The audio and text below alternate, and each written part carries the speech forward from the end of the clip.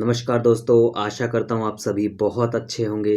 तो देखिए, आज हम बात करेंगे, एक बहुत इम्पोर्टेंट इश्यू है कि एडी और बीसी क्या होता है। देखिए, यहाँ पे हम बिल्कुल आसान तरीके से बात करेंगे। एडी क्या होता है, सीई क्या होता है, बीसीई, बीसी ये कैसे क्या आया, इन सब का मतलब क्या होता है, बिल्कुल आसान तरीके से आपको समझाया जाएगा। देखिए, हिस्ट्री हो, मैथ हो या कोई भी विषय हो, अगर आप बिल्कुल इंटरेस्ट के साथ पढ़ते हैं और बेसिक क्लियर करके पढ़ाई करेंगे, तो ये मैं ही नहीं है, हर कोई आपको गारंटी देगा कि आप कहीं पे नहीं फंसेंगे और आपका उसी सब्जेक्ट में, चाहे कोई भी सब्जेक्ट हो, आपका इंटरेस्ट बनेगा। तो देखिए, हम बात करते हैं बीसी, एडी एंड सीईबीसी के बारे में। लेकिन इससे पहले हम बात करेंगे, कुछ बेसिक्स हैं जो यूरोप है वहाँ पे जो चलता था, जो चली आ रही थी, जो चीज़ें, जो धारणाएं जिसको लोग मानते थे। तो देखिए, एक त्योहार होता है जिसको ईस्टर बोला जाता है, जो क्रिश्चियन जो होते हैं, ईसाई, उनका त्योहार है।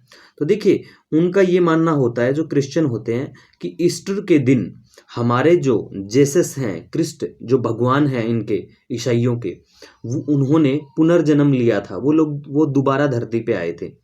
ये एक मिथ, एक कहानी, या जो भी उनकी धारणा है।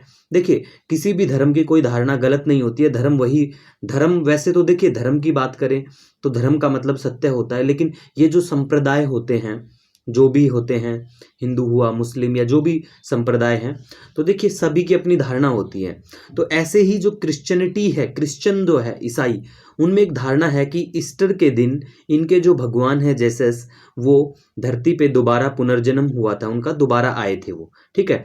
तो और उस दिन को वो सेलिब्रेट करते हैं एज ए ईस्टर त्योहार, फेस्टिवल के रूप में। तो देखिए, वो दिन कौन सा है? संडे का दिन होता है। और ये दिन होता है मार्च अप्रैल का मंथ में। संडे का दिन होता है जिस दिन पूरा मून होता है, फुल मून होता है। और देखिए, दूसरा क्या होता है उस दिन? इक्विनॉक्स जो होता है ना, आपको पता होगा, ये एक ज्योग्राफिकल टर्म है इक्विनॉक्स। तो देखिए, इस दिन क्या होता है? इस दिन जो दिन और रात है, वो दोनों का टाइम बराबर होता है। जैसे अगर 12 घंटे, जैसे 12 घंटे का दिन है, 12 घंटे की रात, तो ऐसे होता है। ठीक है। तो उस दिन ये लोग अपने त्योहार को सेलिब्रेट करते हैं। तो देखिए, बहुत सारे मैथमेटिशियंस जो हैं, उनकी एक काउंसिल हुई पहले। बहुत, मतलब इस चीज़ में एक लोगों को प्रॉब्लम थी कि कैसे क्या डिसाइड करें। तो एक मैथमेटिशियन की यूरोप में ही काउंसिल हुई 325 एडी में। ठीक है, 325 एडी में हुई मैथमेटिशियंस की काउंसिल। तो उसमें फिर इन्होंने डिसाइड कर लिया कि ऐसे ऐसे हम जो सेलिब्रेट करेंगे वो ईस्टर को करेंगे। और फिर देखिए, ये सब सहमति हो जाने के बाद एक मोंक हैं जिनका नाम है डायनोसियस। ठीक है, डायनोसियस है, नोट करने की नहीं, सिर्फ समझने की बात है। डायनोसियस नाम के एक मोंक हैं। उन्होंने 525 एडी में, एडीबीसी का मतलब मैं बताऊंगा, पहले ये शुरुआत करते हैं कि शुरुआत कैसे हुआ। 525 जो एडी है, उसमें उन्होंने इंट्रोड्यूस किया एक सिस्टम जिसका नाम था एडी। ठीक है, ये नाम एडी उन्होंने बाद में दिया था, लेकिन ये एडी का जो सिस्टम है ना, ये 525 एडी में हुआ। तो देखिए, अब एडी का मतलब क्या है? एडी का मतलब, जब ये मोंक थे डायनोसियस, तो इन्होंने एडी का मतलब कहा था एनो एनोडायोक्टियनी। ठीक है, एनोडायोक्टनी, एनोडोमिनी नहीं था, ये पहले था एनोडायोक्टनी। ठीक है गाइस, एनोडाइक्लेटियानी। ठीक है। तो ये इसका मतलब, शुरुआत में ये जो मोंक थे डायनोसियस, इन्होंने इसको एनोडाइक्लेटियानी बोला था। और जब 532 में, मतलब मतलब लगा लो आप 7 साल के बाद में, इन्होंने इसको चेंज करके एनोडोमिनी का करा। क्यों किया इन्होंने चेंज? इन्होंने इसलिए चेंज किया कि ये जो एम्पायर था इनका, एक मतलब ये एक मतलब यूरोप में ही एक एम्परर थे। ठीक है, डायोक्लियोटेनी जो है, इनके नाम पे ही इन्होंने शुरुआत में स्टार्टिंग की थी।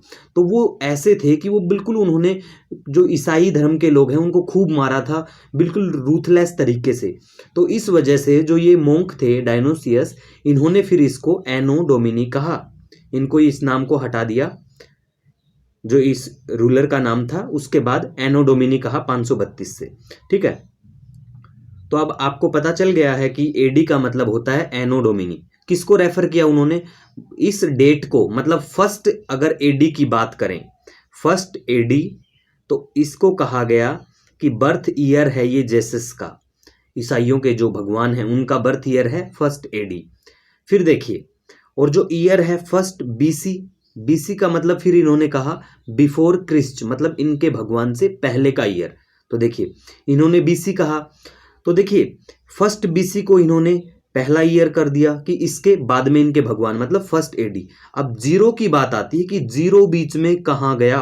तो देखिए गाइस, आपका जो सबसे बड़ा जो ये भ्रम हो कि जीरो कहाँ गया, तो मैं आपको बता दूं कि उस टाइम पे जीरो एग्जिस्ट नहीं करता था। चलो इसी से मैं आपको एक क्वेश्चन पूछता हूं कि हमारे भारत में देखो, वैसे तो हमारा भारत ऋषि मुनियों का देश रहा है, भारत ने पूरे विश्व को बहुत कुछ दिया है, तो आप कमेंट करके मुझे ये बताइए कि जीरो किसने दिया है। ठीक है, वो एक भारतीय ही है। ठीक है गाइस, उसके बाद हम थोड़ा सा बात करते हैं। देखिए 9वीं शताब्दी का 9th सेंचुरी का जो टाइम पीरियड था, उसमें रोमन जो एम्पायर था वो अपने एक्ट में, जैसे हमारा 1935 का एक्ट है या और भी एक्ट आते हैं, ऐसे ही रोमन एम्पायर जो था वहां पे एक्ट्स में ये जो एडीबीसी है ना, जो ट्रेडिशनल चला आ रहा था पहले का एडीबीसी, इनको यूज किया जाने लगा। और फिर धीरे धीरे क्या हुआ कि 15वीं शताब्दी आते आते ये जो एडीबीसी का कंसेप्ट है ये पूरे वेस्टर्न यूरोप में फैल गया। और उसके बाद क्या हुआ कि 16वीं शताब्दी में एक कैलेंडर आया जिसे कहते हैं ग्रेगोरियन कैलेंडर, आप सभी को पता है, जो आज हम यूज करते हैं, जिसमें 365 पॉइंट, जैसे कुछ डेज हैं उनको हम ऐसे काउंट नहीं करते, इसीलिए हम बताते हैं कि 365 साल का एक, मतलब 365 जो दिन होते हैं उसका एक ईयर होता है। और फिर ये जो पॉइंट के जो दिन बचे होते हैं इनको काउंट करके फिर हम एक लीप ईयर लेके आते हैं। ठीक है गाइज, तो ये सारा सिस्टम फिर आज तक चला आ रहा है। आई थिंक आपका सब कंसेप्ट दूर हो गया, जो भी आपका डाउट है कंसेप्ट क्लियर हो चुका होगा। फिर भी अगर आपको कोई प्रॉब्लम है कमेंट कर सकते हैं। वैसे हमारे एग्जाम के लिए इतना जरूरी ये नहीं है, बस ये जानना है कि भाई ये क्यों आया था, क्या कुछ। अब बात करेंगे हम सीई और बीसीई के बारे में। देखिए जो सीई है ना, इसी को कहा जाता है कॉमन एरा, मतलब इसको एडी के बराबर, ये नई टर्म है, आजकल जो हिस्टोरियन है उन्होंने इसको नाम दे दिया। और बीसीई है, इसको बिफोर कॉमन है, मतलब BCE ये BC के अकॉर्डिंग है, बिफोर क्रिस्ट जिसको कहा जाता है। ये कुछ नया नहीं है। आई होप आपको बहुत अच्छे से समझ आया होगा। फिर भी अगर आपका कुछ डाउट, कुछ भी आपका सजेशन हो, देखिए मैं फाइन आर्ट की सीरीज करवा रहा हूँ, स्पेशली यूपीएससी की बात करें और भी एग्जाम्स के लिए वो बिल्कुल हेल्पफुल रहेगी, और कंप्लीट भी हो चुकी है वो सीरीज। अभी मैं तमिलनाडु बुक करा रहा हूँ। तो गाइड्स देखिए, आप मेरे किसी भी लेक्चर को देख सकते हैं और बेझिझक आपका कोई कमेंट, आपका कोई भी सुझाव हो आप बिल्कुल कर सकते हैं, आपको श्योर रिप्लाई मिलेगा। तो मिलते हैं एक नए लेसन के साथ, तब तक के लिए हैव ए ऑसम डे।